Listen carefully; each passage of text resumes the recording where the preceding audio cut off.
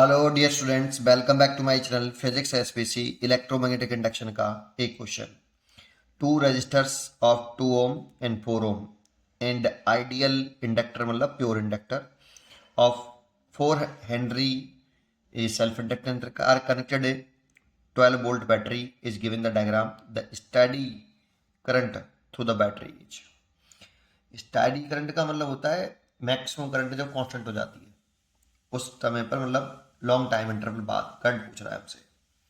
ठीक है, इसके देखो पहले इसका की पॉइंट समझते हैं। क्वेश्चन तो छोटा सा है, पहले एक पॉइंट्स आपको आना चाहिए। इससे इस एक पॉइंट के आने से आपको बहुत सारे क्वेश्चंस सॉल्व हो जाएंगे इस टाइप के। ये समझो, सबसे पहले एक एलआर सर्किट को समझते हैं। एलआर सर्किट को कि इसमें 3 केस होते हैं बेटा एलआर सर्किट में। एक की क्लोज्ड ओपन है इस समय, एक केस, दूसरा केस है ये भी एलआर सर्किट का ही है, ये भी की ओपन है। ये 3 स्टेट होती हैं, स्टेज होती हैं या केस होते हैं।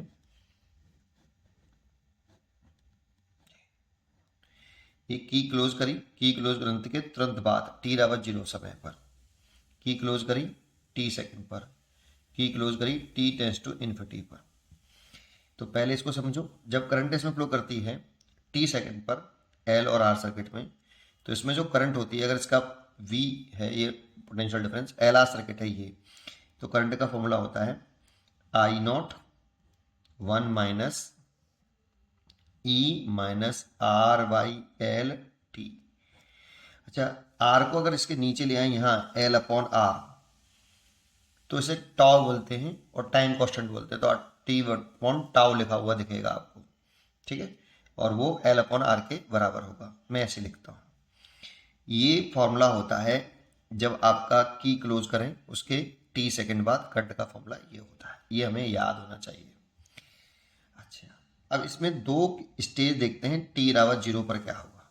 अगर इस फॉर्मूले में t=0 पुट कर दें तो आई नॉट, अच्छा हियर जो आई नॉट है ये इस सर्किट डायग्राम अगर ऐसा है तो ये v अपॉन आर के बराबर होता है।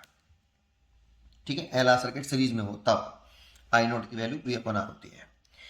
अच्छा, आई बराबर आई नॉट 1 माइनस ई की पावर 0, क्योंकि जैसे हम टी की वैल्यू 0 पुट करेंगे तो ई की पावर 0, और किसी की भी पावर 0 होती है तो उसकी वैल्यू 1 होती है।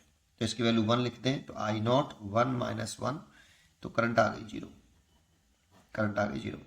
तो t=0 पर, ये जो t=0 है, इस पर इंडक्टर का जो बिहेवियर होता है, inductor behave as open circuit, open circuit की तरह से बिहेव करता है बेटा। t=0 पर करंट 0 है ना बेटा आपकी, तो ये जो इंडक्टर है ना वो एक ओपन सर्किट की तरह से बिहेव करेगा ऐसे। क्यों, अभी वो भी बता दूंगा, थ्योरेटिकली बता दूंगा। ऐसे ये की क्लोज कर दी हमने, तो इस सर्किट को यहाँ से तोड़ दो बेटा, इस सर्किट को आप ऐसे बना सकते हो। t=0 पर ये रेजिस्टेंस हो गया, कोई करंट फ्लो नहीं करेगी। क्यों कि जैसे ही t=0 पे से जोड़ोगे तो इसके अंदर एक इंड्यूस्ड ईएमएफ डेवलप हो जाएगा जो कि करंट में आई चेंज का अपोज करेगा, विरोध करेगा, और इतना विरोध ज़्यादा होगा कि अपोज ज़्यादा होगा कि करंट को फ्लो करने ही नहीं देगा t=0 पर। ये सिचुएशन होती है t=0 पर। इंडक्टर करंट के चेंज का अपोज करेगा, करंट का अपोज नहीं करता बेटा। जो करंट में चेंज आ रहा है उसको बढ़ने का अपोज करेगा, ठीक है ना। तो ये इंडक्टर उस समय ओपन सर्किट की तरह से बिहेव करता है, एक पॉइंट। ऐसे ही सिमिलरली अगर t टेंड्स टू इन्फिनिटी हो तो i की वैल्यू देखते हैं, आई नॉट 1 माइनस ई की पावर इनफाइनाइट हो जाएगी, और इसकी वैल्यू होती है 0, तो आई नॉट हो जाएगा, that means v upon R हो जाएगा। तो देखो इस वाली कंडीशन में जब आपका t टेंड्स टू इनफाइनाइट हो जाए, दैट मीन्स स्टेडी स्टेट आ जाए। स्टेडी स्टेट का मतलब है कि करंट की वैल्यू बढ़ते बढ़ते मैक्सिमम हो गई है, अब करंट ने बढ़ना बंद कर दिया है, करंट इंक्रीज होना बंद हो गया है, वो अपनी स्टेडी स्टेट ऑब्टेन कर लिया, मैक्सिमम करंट ऑब्टेन कर लिया उस बैटरी करंट ने। अब करंट में चेंज आना बंद हो गया तो इंड्यूस्ड ईएमएफ का कोई रोल नहीं रहा, वो किसका विरोध करे, करंट की कांस्टेंट हो गई तो इसका रोल खत्म हो गया। सेल्फ इंडक्टेंस का इफेक्ट खत्म हो गया इस वाली स्टेज में, तो इसका इफेक्ट खत्म हो जाता है तो स्टेडी स्टेट बोलते हैं, उसे स्टेडी स्टेट बोलते हैं। और इसमें हम लिख सकते हैं कि inductor behave as zero resistance conducting wire, और अच्छा वर्ड यूज करूं तो शॉर्ट सर्किट की तरह से बिहेव करता है। दैट मीन्स इस इंडक्टर को हटा के इसकी जगह पर एक जीरो रेजिस्टेंस का वायर लगा दो, ऐसे इंडक्टर को हटा के एक जीरो रेजिस्टेंस का वायर आप लगा सकते हो।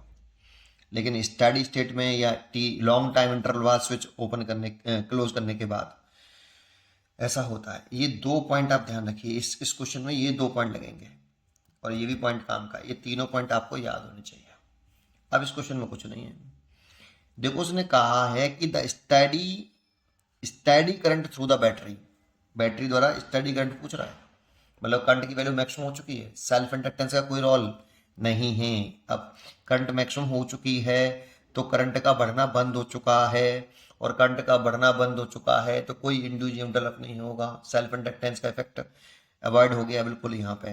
तो ये एक किसकी तरह से काम करेगा, ये इस तरह से बना सकते हो, एक ये आपका सिंपल वायर बन जाएगा जीरो रेजिस्टेंस का, ऐसे ये 2 ओम और ये आपका 4 ओम, ये 12 वोल्ट। अब मेरे को सोच के बताओ, ये सिंपल क्वेश्चन हो गया आप करंट इलेक्ट्रिसिटी का। अब सोच के बताओ, यहां से करंट आ रही है तो करंट 2 पार्ट में डिवाइड हो रही है। इस वाली करंट किस वाली ब्रांच में ज्यादा जाती है, जिसका रेजिस्टेंस कम होता है। तो सोचो इसका तो रेजिस्टेंस ही नहीं है, इसका तो रेजिस्टेंस ही नहीं है, और इसका अगर रेजिस्टेंस ही नहीं है तो सारी करंट ऊपर से जाएगी बेटा, ऐसे। इसे शॉर्ट सर्किट बोलते हैं, इसमें कोई करंट नहीं जाएगी। अभी और बताता हूँ, इसका अगर रेजिस्टेंस जीरो हो गया तो सोच के देखो आप, पैरेलल कॉम्बिनेशन में आप करंट किधर की तरफ ज्यादा फ्लो कराते थे, जिधर रेजिस्टेंस कम होता था। अब इसमें तो रेजिस्टेंस ही नहीं है बेटा, इसका रेजिस्टेंस है तो सारी की सारी करंट इसमें चली जाएगी, ऐसे, और इसमें कोई करंट नहीं जाएगी। इसे शॉर्ट सर्किट बोलते हैं। या ऐसे समझो कि ये जो वायर है ए बी, तो potential difference is equal to होता है आई इंटू आर। तो पोटेंशियल डिफरेंस ए और बी के बीच में लिख रहे हैं, तो V A minus V B is equal to, current तो है, रजिस्टर जीरो है बेटा, तो पोटेंशियल डिफरेंस कितना हो जाएगा, जीरो। तो पोटेंशियल बराबर हो जाएंगे ए और बी का। ए और बी के अक्रॉस अगर पोटेंशियल बराबर है तो सोचो अगर इसमें करंट गई, इसमें अगर करंट गई तो इसके अक्रॉस कुछ पोटेंशियल ड्रॉप होगा, और ड्रॉप हुआ तो ए और बी का फिर बराबर नहीं होगा। और इसमें करंट गई तो इसमें तो कोई रेजिस्टेंस ही नहीं, तो पोटेंशियल ड्रॉप होगा ही नहीं, और ड्रॉप नहीं होगा तो ए और बी का पोटेंशियल बराबर होगा। अब बच्चा सोचता है कि अगर पोटेंशियल बराबर होगा तो करंट कैसे फ्लो कर गया। तो बेटा कि आप मेरे को एक छोटी सी बात बताओगे, ऐसे अगर आप बनाते हो और ये रेजिस्टेंस लगाते हो तो इन दोनों पॉइंटों के क्रॉस तो पोटेंशियल ड्रॉप होता है बेटा। अगर इस पॉइंट का पोटेंशियल बी बी और इसका बी ए, और करंट ऐसे जा रही है तो ए का ज़्यादा है बी से, क्योंकि आर कुछ पोटेंशियल खाएगा। लेकिन अगर इन दोनों पॉइंटों की बात करूँ, इन दोनों की, तो ये जीरो रेजिस्टेंस का वायर है, तो इनका भी तो पोटेंशियल बराबर है वी सी, तो वी ए और वी सी तो बराबर है, फिर भी तो करंट फ्लो कर रही है, क्योंकि रेजिस्टेंस जीरो है। रेजिस्टेंस जीरो है तो इसका मतलब ये थोड़ी करंट जीरो है। पोटेंशियल अगर बराबर आ गए तो करंट फ्लो करेगा, ऐसा कुछ जरूरी थोड़ी कि पोटेंशियल बराबर तो करंट नहीं फ्लो करेगा। भाई करंट तो फ्लो करता है, लेकिन इसमें यहाँ जब करंट फ्लो करेगा तो ये रेजिस्टेंस कुछ पोटेंशियल खा जाएगा, पोटेंशियल ड्रॉप होगा। तो इसीलिए इसमें कोई करंट अगर भेज दिया आपने तो पोटेंशियल ड्रॉप होगा, फिर बराबर नहीं रहेंगे, इसलिए करंट नहीं जाएगी, सीधी चली जाएगी। इसे शॉर्ट सर्किट बोलते हैं इसको, ऐसे। अब कुछ नहीं है, चलो ठीक है।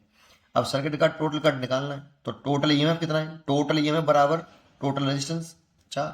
ये रेजिस्टेंस तो यूजलेस हो गया, इसलिए 4 से कट गया ये 3 एम्पीयर करंट आ गया बेटा। तो टिक कर लो बी। पढ़ते रहिए और खुश रहिए।